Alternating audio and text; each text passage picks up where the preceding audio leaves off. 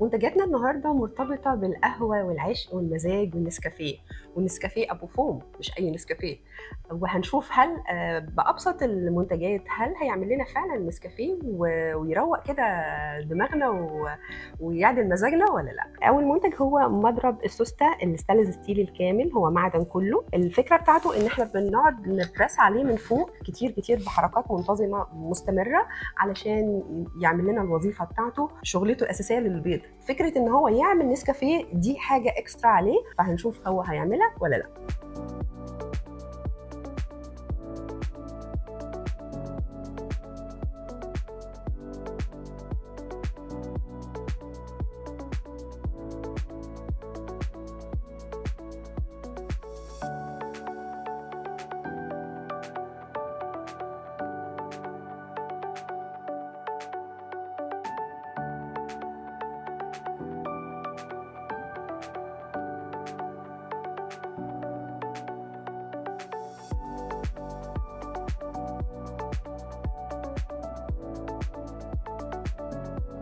جربنا المضرب السوسته وادى الغرض من الوظيفه بتاعته وعملنا فوم بشكل سريع بضربات منتظمه وعمل فوم حلو جدا.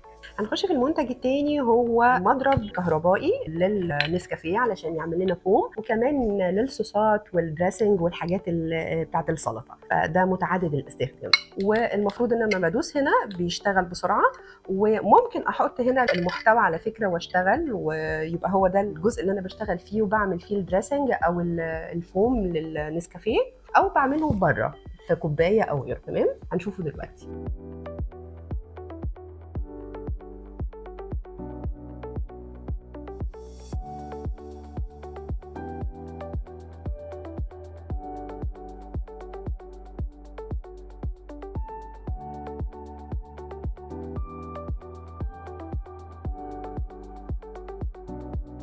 زي ما احنا شفنا كده المضرب النسكافيه الكهرباء قدر يعمل لنا فوم لطيف جدا جدا نقدر نشرب بيه النسكافيه بتاعتنا قوي. تالت منتج هو مطحنة البن اليدوي الأنتيكة. هي فعلا شكلها يسبب السعادة لوحده. هي قطعة ديكور لوحدها، ممكن تستعمل قطعة ديكور، وكمان هي مطحنة بن الحب، وكمان القهوة الحب والتوابل والحبهان والفلفل الحصى. المفروض ان هي تعمل ده كله.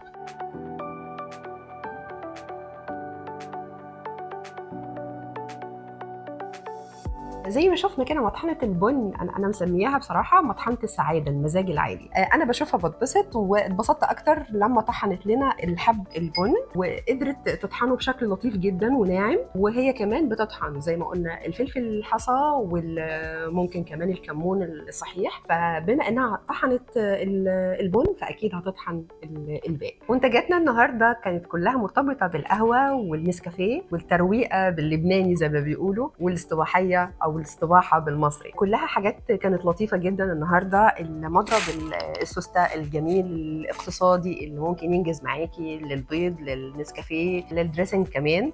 مضرب الكهرباء ممكن نعمل بيه برضو الدريسنج، والمهم كمان ان في معيار هنا نقدر لغايه 80 مللي نقدر نعاير بيه. المكنه او مطحنه البن الجميله اللي تقدر تطحن لنا البن الصحيح والتوابل بجميع اشكالها، وهتدينا نتيجه رائعه غير شكلها الجميل اللي فعلا يعدل لنا مزاجنا. سيبوني بقى اشرب شويه النسكافيه دول.